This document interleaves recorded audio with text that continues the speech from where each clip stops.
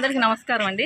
మాది పుట్ర్యాల దక్షిణ మాలపల్లి అండి. ప్రతిభ వివో నుంచి మేము మా బుక్ కీపర్, మా ఇదివరకు ఉన్న బుక్ కీపరే మాకు కావాలని ఎమ్మెల్యే గారిని రిక్వెస్ట్ చేసి మాట్లాడదామని వచ్చామండి.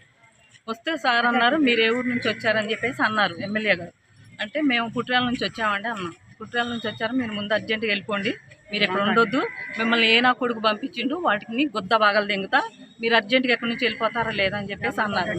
అన్న తర్వాత మేము వెనక్కి వస్తున్నాం. వెనక్కి వచ్చిన తర్వాత మనం వివోల నుంచి కట్టుకోవద్దు, మనకిష్టమైన బుక్ కీపర్ని మనం ఉంచినప్పుడు మనం ఎందుకు కట్టుకోవాలి, మనం కట్టుకోవద్దు అని చెప్పేసి అన్నామండి. మాట బయటకు వచ్చేసిన తర్వాత వాళ్ళ ముందు అరెస్ట్ చేయండి అని చెప్పేసి కానిస్టేబుల్ గారిని, ఎస్ఐ గారిని ఇచ్చి మమ్మల్ని అరెస్ట్ చేసి ఇక్కడ తీసుకొచ్చారండి.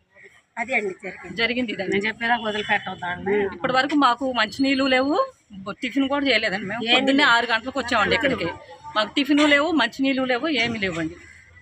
అక్కడ కూర్చోబెట్టి ఏ పార్టీ సంబంధించిన